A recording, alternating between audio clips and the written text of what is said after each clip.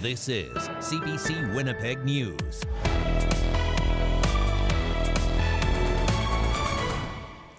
Good evening. Thanks for joining us. Residents of Birchwood Terrace apartment building are frustrated.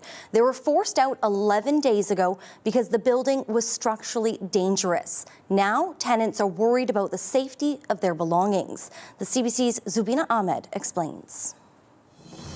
It was on the other side of those yellow pillars down there. Yeah, they were tucked in there. Judith Stanley's motorcycle was stolen. She's one of the 250 tenants of Birchwood Terrace apartment building. They were forced out the night of May 9th because the building was structurally unsafe. One bike is missing, another damaged. They were in a gated part of the apartment complex after the tenants left. The security guard told us that somebody had cut a hole in the fence and just taken it out. And the only reason the other bike wasn't stolen was because they couldn't get the gears because the steering was locked on it. Stanley is now living in a hotel provided by the city and Red Cross until June 1st. She says the city had assured all residents that all their belongings would be safe. You don't know if there's been looting in the building. There was when the fire was at Quail Ridge. I mean, if they can take a motorcycle out the back, what's going to stop them from hopping onto the patio and getting into the apartments? And once they're in one apartment, nothing's secure. Stanley says they don't know when they'll be allowed to get the rest of their possessions. Everything was left behind. We got out our 2 dogs, prescription medications, a clothes on our back, and a few toiletries. Like, we literally have nothing. My son's ashes are in there. Another Birchwood Terrace resident, Des Capel, says he noticed a lot of problems with the building almost a year ago. I think it started in the autumn, maybe late summer. Apartments started to flood. Pipes were bursting. From the looks of what I've seen of the pipes, they may not have been maintained since the building was built 62 years ago either. It's possible it was, but those were some very rusty pipes I saw. Because it's an older building, there's asbestos in the walls. Just like other residents, Capel is worried about when he'll get a new home. And it's just been a whirlwind. I keep thinking about it. It's been so overwhelming. I keep thinking, it's Tuesday the following week. It's been, 9 or 10 days? It feels like months have gone by. We tried to contact the leasing company, but haven't heard back. Zubina Ahmed, CBC News, Winnipeg. Meantime, people living in homes surrounding Birchwood Terrace are facing some uncertainty themselves. They've been told they should be ready to leave with little notice. People in 30 homes on Olive Street and Assiniboine Crescent are on an evacuation standby as a precaution. It comes after an engineer consultant's inspection found deterioration in the parkade at nearby Birchwood Terrace, which appeared to affect the stability of the entire building. As residents of the tower were displaced due to those unsafe conditions, police knocked on doors of area residents to warn them they may be forced out as well. Have to be on notice in case we need to be evacuated, in case the repairs go wrong. And I remember the words, it was like, in case the building comes down. And it was like, I was like, do we need to have anything packed? And they were like, well, we'll come and then you've got 10 minutes. The city says an evacuation of neighboring homes could happen if or when the structural condition of the apartment building requires it. The city says the evacuation alert will remain in effect until further notice. The trial of a confessed Winnipeg serial killer heard today about searches done on the accused's computer before his arrest in 2022. Jeremy Skibitsky is charged with first-degree murder in the killings of 4 women. CBC's Caitlin Gowerluck was in court. A Winnipeg police computer analyst testified in court on Tuesday about what was searched on Jeremy Skibitsky's computer around the time he's admitted to killing 4 women. The searches include: does washing clothes destroy DNA? Do fingerprints show up on plastic wrap? And what is the definition of a serial killer? The police analyst said the computer was also used to search for garbage collection schedules and how long security footage is usually kept for. Court heard the searches were all done between March and May 2022, around the time Skibitsky is believed to have killed the 4 women whose deaths he's admitted to. He's pleaded not guilty to 4 counts of first-degree murder in the deaths of Morgan Harris, Mercedes Myron, Rebecca Contois, and a 4th unidentified woman given the name Mushkade Bishake Ikwe Iban, or Buffalo Woman.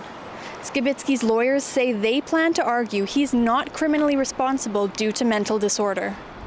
The trial continues on Wednesday with testimony about letters that Skibitsky sent to another inmate while incarcerated. Caitlin Gowerluck, CBC News, Winnipeg. The City of Winnipeg wants to know what Point Douglas residents think their neighborhood should look like. A new plan will help guide housing, business, and transportation in the community. CBC's Cameron McLean reports area councillors say the plan has been a long time coming. Point Douglas is one of Winnipeg's oldest neighborhoods. In the past, land use decisions happened without a single plan, leading to residences butting up against industrial areas. Now the city says it's time to come up with a new vision for the neighborhood. The amount of things that could happen there are endless. Point Douglas councillor Vivian Santos says there's a need for more housing in an area with some of the oldest houses in the city. When I had met with some of the stakeholders, the developers that own many of the warehouses, they were very interested in converting their warehouses to residential units. So you can't do that under its current zone, and you need a secondary plan. Industrial buildings in the area have posed a safety concern for residents, such as when the former Vulcan Ironworks building burned down last summer. There have been several more fires since then, including 2 this past weekend. Santos teamed up with Minarski councillor Ross Eady, who represents the northern half of the community, to hire a consultant to develop the plan. What the Point Douglas Residents Committee has been saying for quite a number of years now, residential and industrial are not a good fit. The plan will include rules about where new buildings can be built and what they should look like. It will also make sure there's a mix of housing types along with active transportation, transit, and parks. James Platt is a senior planner with the city. The timing of this plan is ideal, with a future bus rapid transit route being planned along Sutherland Avenue and also with the federal government related to accelerating housing development. City planning professor Richard Milgram says several other neighborhoods in Winnipeg have secondary plans, and it's time Point Douglas had one too. Places in the inner city, like Point Douglas, have needed more direction to try to figure out what the vision is for the future for that neighborhood. The city will hold consultations over the coming months with community members. The plan is expected to go before council early next year. Cameron McLean, CBC News, Winnipeg.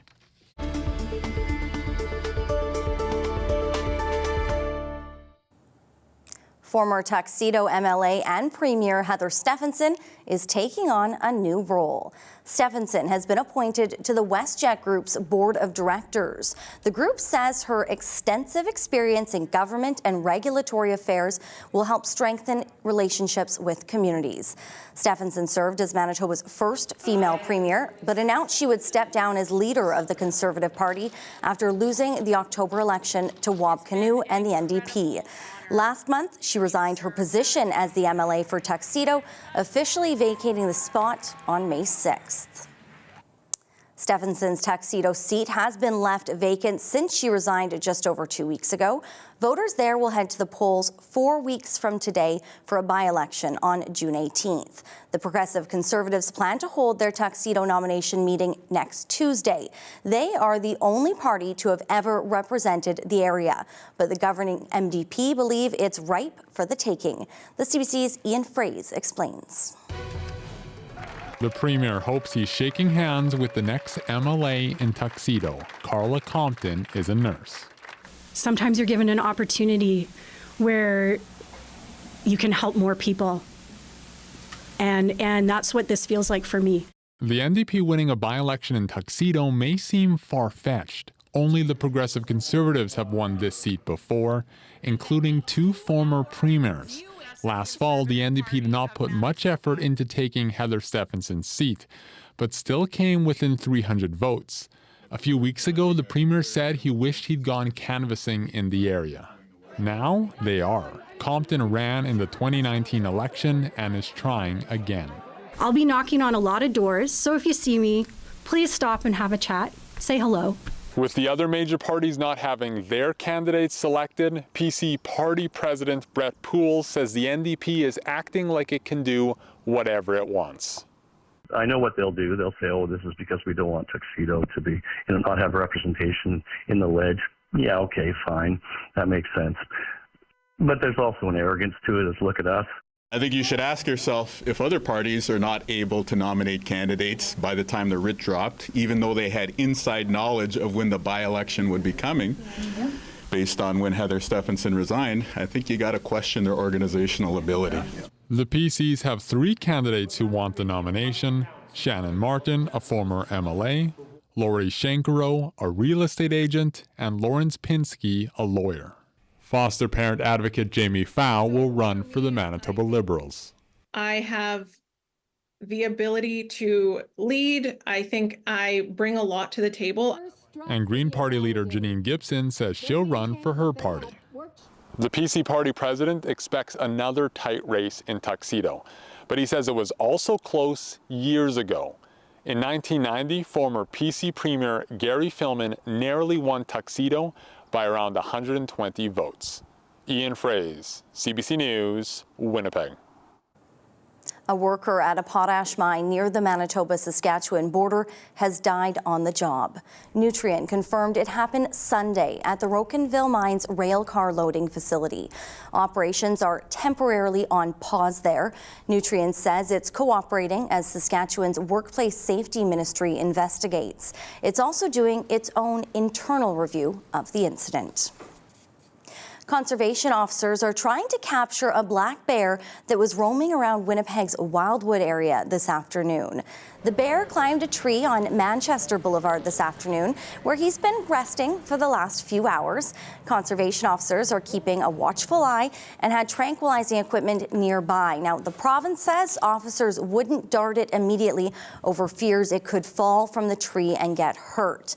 They're hoping the bear will make its way down on its own. Meantime, it gave people in the area a bit of a fright before perching in the tree. He was captured on nearby surveillance cameras wandering through neighborhood yards.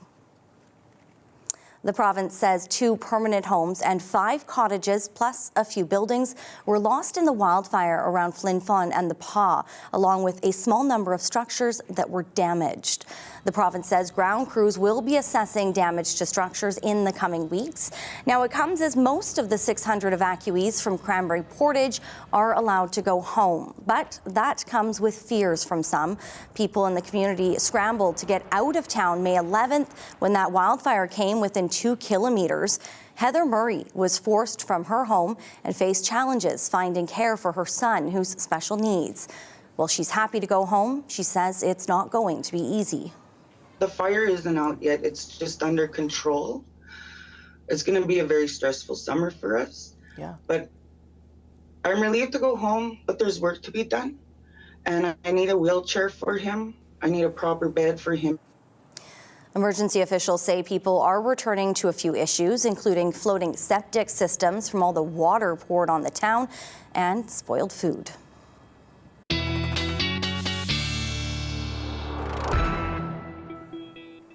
CBC weather specialist Riley Lachuk. Riley, we saw the bears today. We're still dealing with those wildfires in those forest areas up north. Yeah. What's the latest that we're seeing with that right now? We'll take you through some. There's a few sort of problem areas that we've been keeping an eye on over the past couple of weeks, Brittany, in terms of fires. Here's a bit of a current look at the situation across the province. So we'll start in northern Manitoba with those fires around Flin Flon, the Pas, the largest of which, of course, this fire near Cranberry Portage at just about 37,000 hectares, still listed as out of control. This fire closer to the Pas, just under 3,000 hectares, both of these caused by lightning. But I want to draw your attention a little bit further to the south. A couple of our trio of fires burning here. This is just to the east side of Lake Winnipegosis in the Waterhen, Skownon region. 3 fires totaling about 1,400 hectares. Both of them now under control, or all 3 of them, I should say, now under control, but human caused. So it really goes to show that you really need to be fire safe, especially with the drier conditions that some of the province is experiencing. So in terms of fire danger, all of Manitoba for the most part, Saskatchewan, Alberta into low risk, but we do have a pocket of extreme southern Manitoba where we do have a moderate fire risk. So yeah, still be careful out there. I know we have had some rain across Manitoba, and we will see more rain, especially into northwestern Ontario, which we'll talk about. But yes, we are still seeing a risk out there in terms of fire potential. So a few things I want to talk about on satellite radar as we head into the evening. This system here at Colorado Low bringing quite a bit of rain into Manitoba, to extreme southeastern Manitoba into northwestern Ontario. But we've also seen some stormy weather through the Parkland region, even some warnings through the afternoon, particularly in the Dauphin region. And we have seen the warnings now dropped, but certainly still quite a bit of lightning coming out of this particular storm system traveling through sort of the Oka River into the St. Rose region as it makes its way closer to the Lake Manitoba Narrow. So still quite a bit of lightning, although not particular severe criteria. It is sort of packing a punch to the Parkland region. So as mentioned, here's that Colorado low. It will give Manitoba for the most part a miss, but the potential is there through the overnight hours into the early morning of seeing a few showers through southern Manitoba. Wednesday starts mainly sunny, maybe a few sprinkles back to the west, but it's what we're looking for as we head into the early part of Thursday that might have you looking at the weather map twice here. So some of this it will fall as snow as temperatures kind of cool down. Onshore flow from Hudson Bay will make some of this fall as snow first thing in the morning Thursday, but will bring us a bit of a cooler flow here into southern Manitoba. And I'm talking temperatures first thing Thursday, potentially close to or below the freezing mark. So we'll talk about that a bit later. In terms of rainfall accumulations in Winnipeg, traced to a few millimeters, most of that falling into northwestern Ontario, where we could see up to 80 millimeters of rain, and a trace to maybe a couple centimeters of snow through parts of the northern part of the province. So we're looking at scattered showers tonight, 9 degrees in Winnipeg, 10 first thing in the morning, and we'll see our winds out of the northwest gusting to 40 with 16 in the afternoon. And then, Brittany, we stay below seasonal as we head through the rest of the work week, and sunnier conditions returning toward the end of the weekend. Riley, I know it's not abnormal, but I don't think any of us like hearing the word snow at the end of May. We'll talk about that a bit later as well. All right. Thanks, Riley. You're welcome.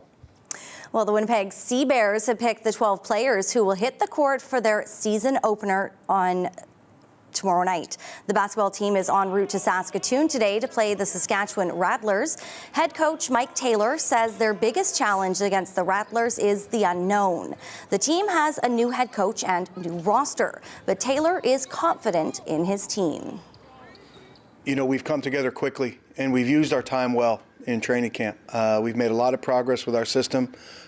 Great credit to the players. There's lots of experience here. They've been well coached, so they've picked things up quickly, and I think they've made a real effort to play together and make each other better. So I'm very excited to see this team grow and develop through the summer, and I think for the Sea Bear fans, we've got a lot to look forward to. The opening roster includes Teddy Allen, who was named MVP of the Canadian Elite Basketball League last year. There are also 5 players from Winnipeg, such as Darren Watts. The rookie joins the team from the Manitoba Bisons. A few dozen Winnipeg motorcycle riders put on their finest suits and hopped onto their classic and vintage-style motorcycles Sunday. The Distinguished Gentleman's Ride is an annual event that began in Australia and is spread around the world. It raises funds and awareness for men's mental health and prostate cancer research. This is the 10th annual ride that we've had here in Winnipeg for the Distinguished Gentleman's Ride, and we're here at Moto 49 is the kind of the kickoff location for today's ride. We're riding for men's prostate cancer and men's mental health and part of the Movember project. 3 out of 4 suicides are men, and typically are mental health related issues and that kind of thing. So the ride is really to support both prostate cancer and men's mental health, and so here we have, I think today we have 68 riders that are registered here in Winnipeg. This year, I think we just broke $21,000 in funds donated or fundraised, and we're almost at 100,000 in the 10 years that we've been hosting the ride here in Winnipeg. We kind of ride dapper just to become a bit of a spectacle so people can see us riding down the road through the city and start asking questions of why we're doing it. The whole point of the Distinguished Gentleman's Ride is you dress as dapper as you can. It's pretty unusual to see people wearing suits and to be wearing bow ties and stuff like that while riding motorcycles.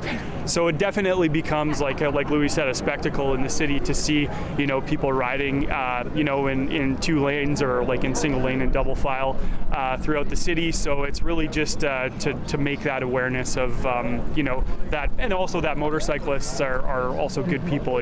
It's not just bikers and that kind of thing. So, and the Gentleman's Ride is a worldwide event. It's like the largest worldwide single day motorcycle event, charity ride. So it's great to do it in Winnipeg. Coming up, one person is dead and more than 24 others injured after a Singapore Airlines flight hit severe turbulence over the Indian Ocean. That story after the break. You're watching CBC Winnipeg News.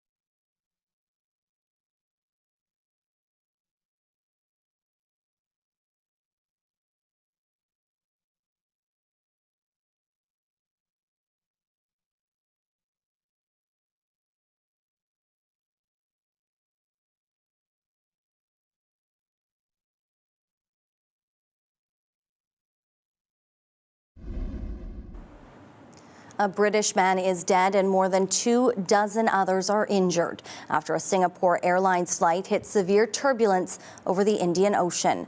The plane was forced to make an emergency landing in Bangkok after it suddenly dropped into an air pocket and hit rough air currents. Briar Stewart has more. These were the moments after a Boeing 777 flying from London to Singapore was forced to make an emergency landing in Thailand. Some of the 211 passengers on board were carried off on stretchers. Others were triaged and treated on the tarmac of the airport after they were violently thrown around the plane when it hit severe turbulence. It was instantaneous. It really was. And horrible. Jerry was traveling with family to a wedding in Australia. Went so sudden, there was no warning at all. And I ended up hitting my head on the ceiling, my wife did. Some poor people who were walking around ended up doing somersaults. A 73-year-old British passenger died of a suspected heart attack. People not buckled in slammed into the overhead bins, denting some and causing oxygen masks to fall.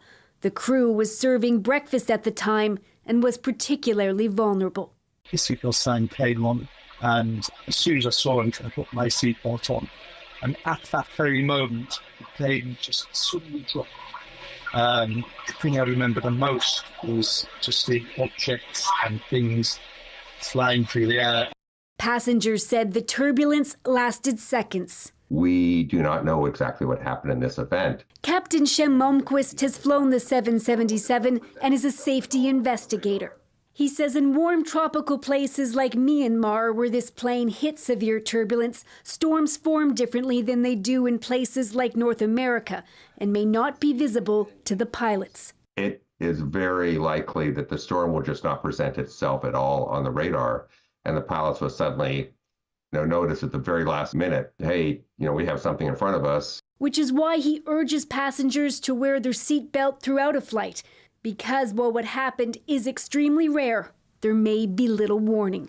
An investigation is underway to determine what caused the plane to drop, but experts say that climate change is causing more turbulence. One group of researchers from the UK predict that in the coming decades, severe turbulence caused by changing jet streams could double or even triple.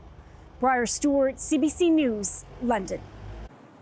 One of Canada's most notorious serial killers is reported to be in life-threatening condition in hospital. Robert Pickton was attacked in prison on Sunday. CBC's Marianne Demain has the details. Correctional Services Canada confirms to CBC News that serial killer Robert Pickton was assaulted in the maximum security prison where he is currently serving 6 life sentences. The Correctional Services Canada spokesperson saying at this point that no staff were involved in this assault and that it happened on May 19th. Now, 2 sources, including a police source, did tell Radio-Canada that Pickton is now in critical condition after being in the common area of the prison where the assault happened. The CSC did not disclose any medical information about Pickton, but in a previous statement said the inmate who was the victim of that major assault was taken out of the prison and moved to a hospital for treatment. The assailant, we know, was another inmate. Now, Robert Pickton is a pig farmer from Port Coquitlam, BC, who was suspected of killing dozens of women who went missing from Vancouver's downtown east side. He is now serving those 6 life sentences for second-degree murder in the deaths of 6 women: Serena Abbotsway, Mona Wilson, Andrea Joesbury, Brenda Ann Wolfe, Georgina Papin, and Marnie Frey. 20 further first-degree murder charges against Pickton were stayed because he was already serving a maximum sentence. Remains or DNA from more than 30 women were found on his farm outside of Vancouver. Most of them were Indigenous women. Now, police are investigating this latest incident inside the maximum security prison, the Port Cartier institution. We also know that the federal public security minister, Dominic LeBlanc, told Radio-Canada's Tout un matin that there will be an internal investigation in the prison to find out exactly how this assault happened in the first place. Marianne Demain, CBC News, Toronto. Some good news today on the inflation front. For the 4th month in a row, inflation in Canada has slowed. The overall rate hit 2.7% in April, down from 2.9% the month before. Nisha Patel has more. Inflation in Canada is cooling, the overall rate hitting 2.7% in April, its lowest level in 3 years. Many categories of goods, the prices are not increasing as fast, and I think it's a good news overall. Grocery prices rose 1.4% compared to a year ago, with products like fruit and fish seeing declines. Prices for clothing and footwear and household furniture actually dropped more than 2%. Still, many Canadians may not be feeling much relief. We don't feel 1%, we feel really 22%, because what our reference point really is when inflation started skyrocketing in June, in the first part of 2021. The biggest driver of inflation now is shelter.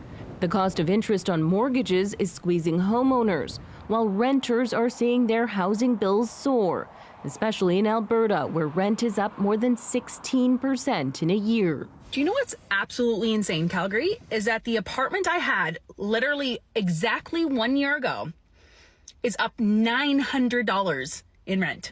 $900. But overall, inflation is now within the Bank of Canada's comfort zone and is inching closer to its target of 2%.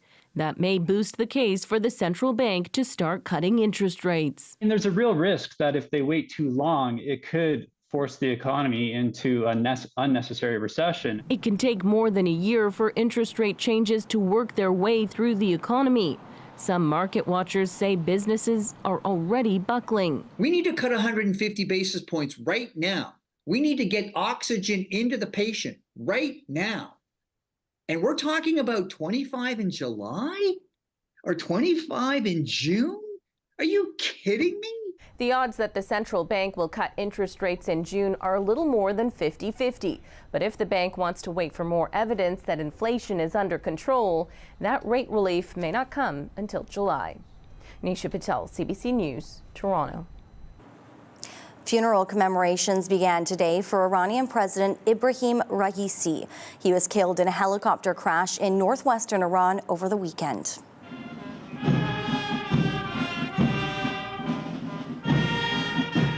This was the scene in Tehran as the bodies of the president and Iran's foreign minister arrived in the country's capital. They were among the 8 people killed in a helicopter crash Sunday near the Azerbaijan border. Iran is marking 5 official days of mourning for Raisi. He was known as a hardliner who was tapped as a potential successor to the supreme leader. The coffins were transported from Tabriz in the northwest, where earlier a large funeral procession had taken place through the city with thousands of mourners. The iceberg business may be on the rocks in Newfoundland. The graceful giants that float down from the high Arctic are in short supply this year. And with climate change, that could be the new reality.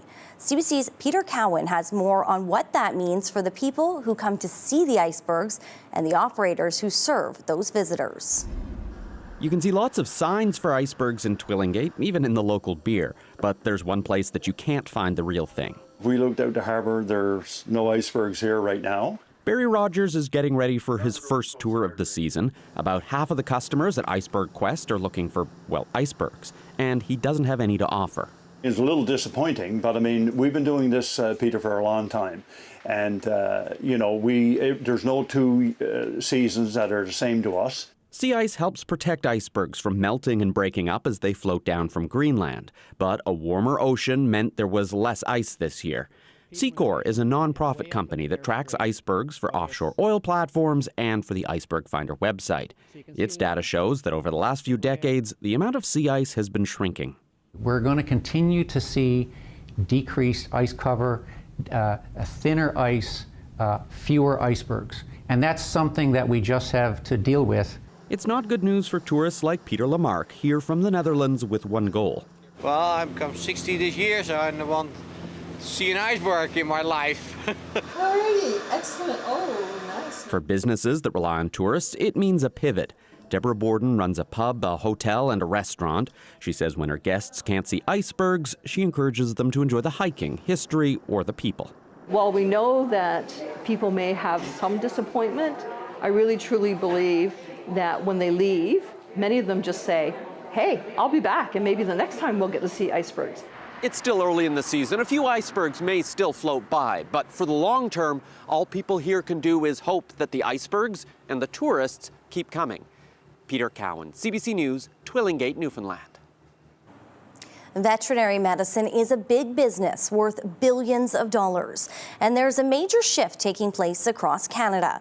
Many clinics are being bought up by large corporations. CBC's Anis Hadari takes a look at what that can mean for vets and people with pets.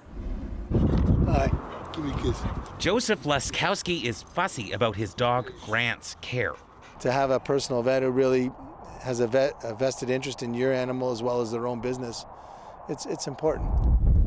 So he drives hours from Calgary to Kelowna to avoid going to a corporate chain. Well, I go with independent vets, but I've known my vet for 15 years. In some places, independent vets who run their own business are an endangered breed. Take Halifax, where CBC News found more than 40% are corporately owned. Not Ryan Redgrave's clinic. He says when vets own their own clinics, it's harder, but there are benefits to not answering to a head office. If we've got somebody that we've worked with for a long time and we think it's fair to perhaps mark something down or not charge for something, I've got the flexibility to do that. In Canada, the companies Vet Strategy, VCA, and NVA are the biggest corporate owners. None granted CBC News an interview, but in a statement, Vet Strategy said there's continued demand among veterinarians to be part of a larger network, though newer vets can't always compete when companies buy clinics at big prices. They come out of school with large school debt. They also want to continue their medical training. So going out and buying a $2 or $3 million practice in their first 5 years out of school is pretty tough. And there's opportunity in an industry that earns more than $9 billion a year. And then, of course, during the pandemic, we really saw an uptick in the spending on animals and also the acquiring of new pets. So that just added fuel to the interest in corporate veterinary medicine. Not all pet owners are worried, though. I mean, at the end of the day, it doesn't matter what the vet clinic is called, if it's private or a brand, it's more who the person itself is and how they treat us and our dog. Perhaps the opinion that matters the most. Anis Hadari, CBC News, Calgary. Boeing is making a multi-million-dollar investment in Quebec's aerospace industry. The U.S. aircraft manufacturing giant is partnering with the provincial government to create an innovation zone in the Montreal area. The knowledge institutions, either collegial or university, will build up to have more training in the industry because talent will be the main driver of the industry to invest in any location. The plan is to create an aerospace industry hub around Montreal. Total investments for the project are worth $415 million. Boeing is making up the biggest chunk of the investment. The Quebec government is contributing $85 million, and other aviation companies, including Pratt & Whitney Canada and Bombardier, are also invested in the project. I want Mom to be known as this fierce warrior. Still ahead, she lost her mom to a brain tumor just 6 months ago. After the break, how a Brandon woman channeled her grief to raise money and awareness for brain tumor research. Stay with us.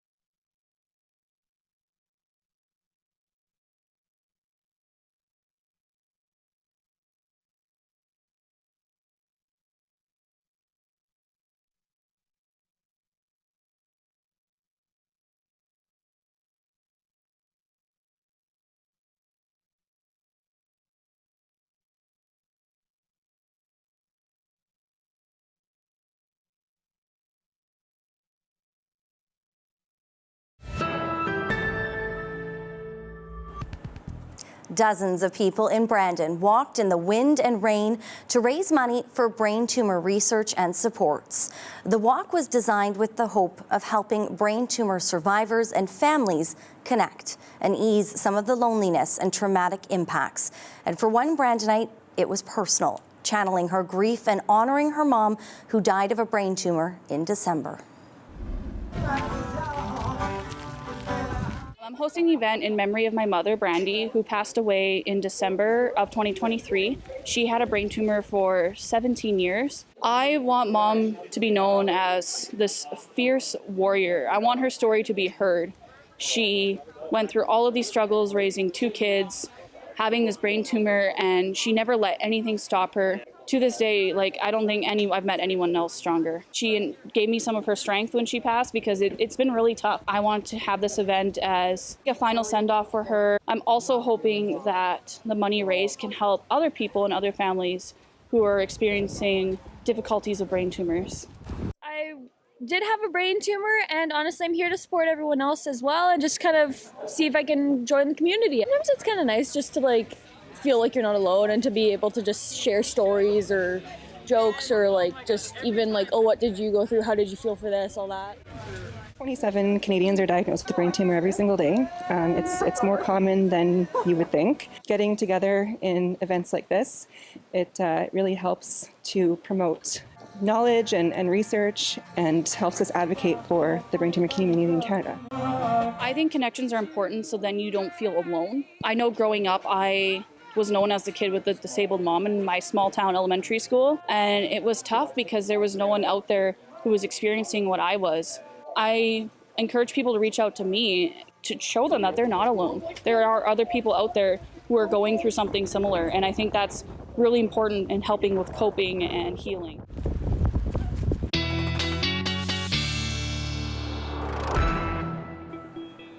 Riley Lachuk is back with us. And Riley, I got out for a nice long walk this morning before work, but we've really had, and it was beautiful, but the last few days we've had pretty much every weather you can expect. So for my walk tomorrow, what do I need to know? We could see some showers first thing in the morning, Brittany. More so the best chance of that coming to the west of us, which we'll get into the wet weather in just a moment.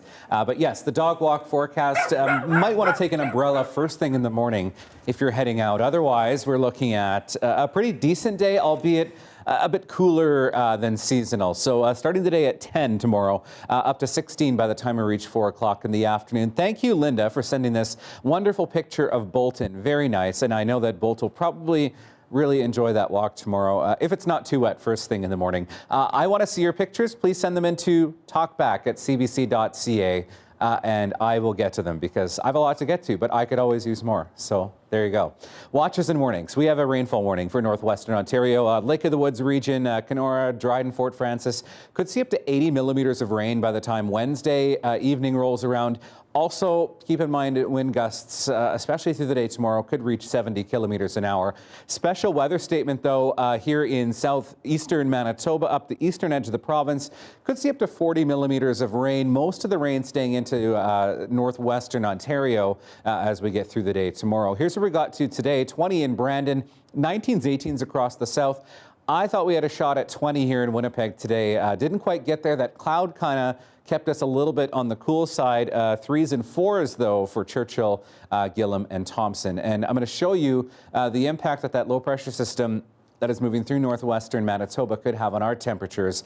Take a look at these first. For tonight, at least, we get a chance of some lingering showers, maybe a couple rumbles of thunder through the western part of the province, 7s and 8s for the most part across southern Manitoba, and that rain starting into northwestern Ontario, 7 and 8 degrees as well. Could see a few flurries, especially through the early morning hours through northeastern Manitoba, -2 overnight in Gillam, +3 tonight in Norway House, as well as in the Pas, and 2 degrees in Flin Flon with some showers continuing. So 9 degrees tonight in Winnipeg. I want to show you what's our temperatures are going to be doing Wednesday night into early Thursday morning, dropping down to +1 in Winnipeg. So really close to that freezing mark.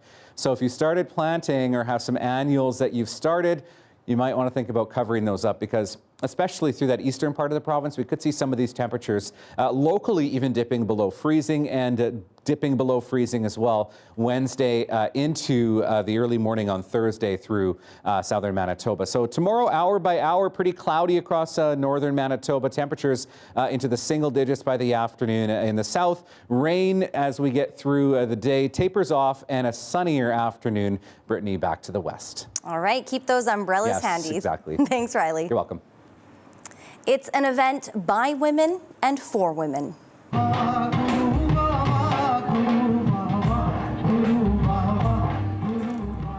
Ronik Tiadi is back for the 7th year in the Maples. It's an annual fun-filled Punjabi cultural event. Women dress in their traditional outfits to attend. It's a day of celebration for women with dance, singing, and bhangra.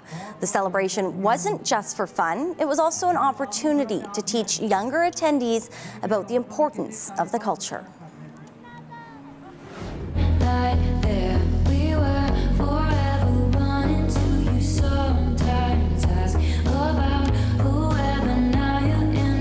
Summer vacation with a side of Swift. Canadian Swifties are shaking off high concert prices in North America and flocking to Europe to see the superstar perform. It's a move some fans say makes more financial sense than trying to see her in North America. More on that coming up after the break.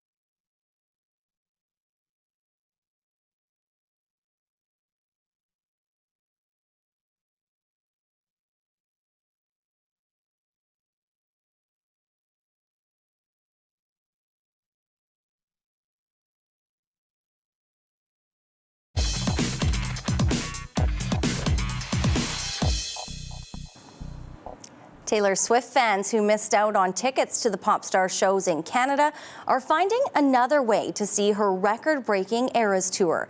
As Nisha Patel explains, they're traveling to Europe, where tickets are hundreds or even thousands of dollars cheaper.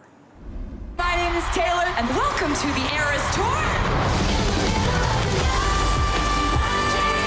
After selling out stadiums across the continent, fans still can't get enough of Taylor Swift. It was like one of the most amazing nights of my life. It was just incredible. Brian Kingston saw the pop star perform in Detroit last year. Soon he'll hop on a plane to the UK for her London concert. I found it was much cheaper than even what I paid for face value in the US. It's still big bucks, but for Swifties who can afford it, the cost of a flight, hotel, and show in a European city may be a better deal than hometown tickets. On ticket reseller StubHub, the cheapest seat for the Toronto show in November is listed at more than $2,800. Compare that to Stockholm this weekend, $83. Why are prices for some European shows so much cheaper? The demand probably in some of these countries is not as strong, relative to other artists. Maybe she's not like the number one. There are also differences in the secondary ticket market. In North America, someone can resell for as much as they like. While in all these European countries, tickets are only supposed to be resold to someone else at face value. It's had a really positive effect. You see far fewer listings of tickets being resold for a profit because the law is quite straightforward. Julia Rowley has been to 3 Taylor Swift concerts and was disappointed when tickets to Canadian shows sold out instantly.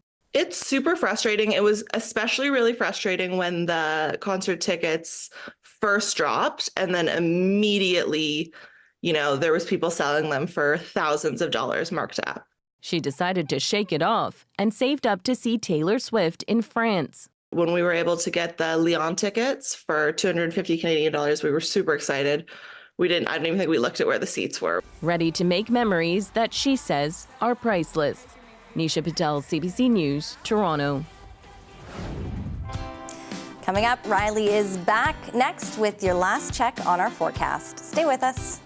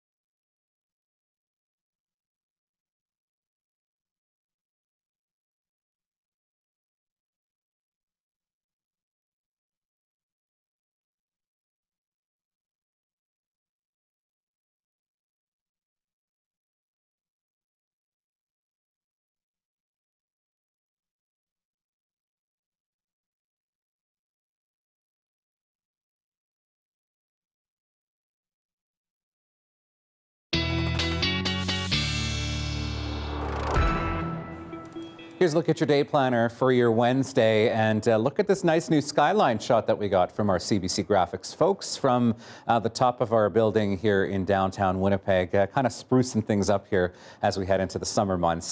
Could see a few scattered showers first thing in the morning. 10 degrees, 13 by noon, and looking at a high of 16 in Winnipeg tomorrow afternoon. Mix of sun and clouds, sunnier conditions to the west of us, though, through the western part of the province. And of course, I did mention the rainfall warnings into northwestern Ontario. So we're looking at 16 tomorrow. The rest of the work week, we stay below seasonal, 21 being the seasonal for this time of the year. Very some chance we could see some more showers rolling through on Friday. 18 for Sunday, and then we're back into seasonal by the time we hit Monday and Tuesday, but a slim chance we could see some more showers rolling through the beginning of next week. Well, if you are wondering if 4 legs are better than 2 for surfing, this next story might have the answer for you. I think any legs, as long as they're not mine. Here is tonight's Daily Lift.